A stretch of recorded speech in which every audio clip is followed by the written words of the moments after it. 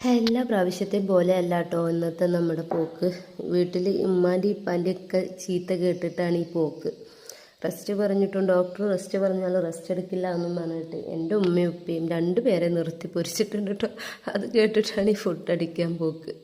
ഈ ചെക്കൻ വെറുതെ ഓരോ വീഡിയോ കോളിൽ ഓരോന്ന് കാണിച്ചെന്നെ കൊതിപ്പിക്കും.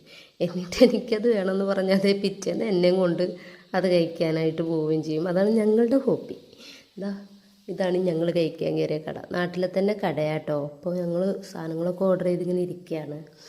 ഫോണ് മുഖ്യം ബിഗിലേറിന മാതിരി മൂപ്പര് ഫോണിലേക്ക് കോൺസെൻട്രേറ്റ് ചെയ്തിരിക്കുകയാണ്.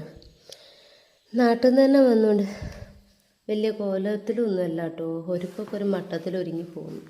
ഇതാണ് നമ്മുടെ ഓർഡർ ചെയ്ത സാധനങ്ങൾ. പൊറാട്ടയും ബോട്ടിയും എന്ന് പറഞ്ഞാൽ അത് വേറൊരു കോമ്പിനേഷൻ തന്നെയാണ്. പക്ഷേ നമുക്ക് പൊറാട്ട കഴിക്കാൻ പറ്റാത്തതുകൊണ്ട് തന്നെ നമ്മളെ ചപ്പാത്തിയിൽ ഒതുക്കി.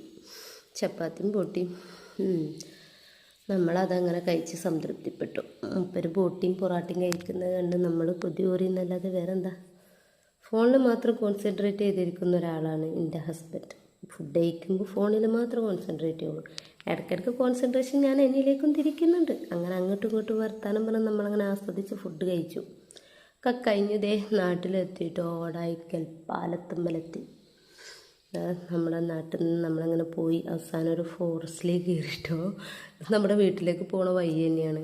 ഈ ചെക്കൻ അവിടെ പ്രേതമുണ്ട് ഇവിടെ പ്രേതമുണ്ട് എന്നൊക്കെ പറഞ്ഞ് എന്നെ പേടിപ്പിച്ചിട്ടുണ്ട് ഈ പോക്കിൽ.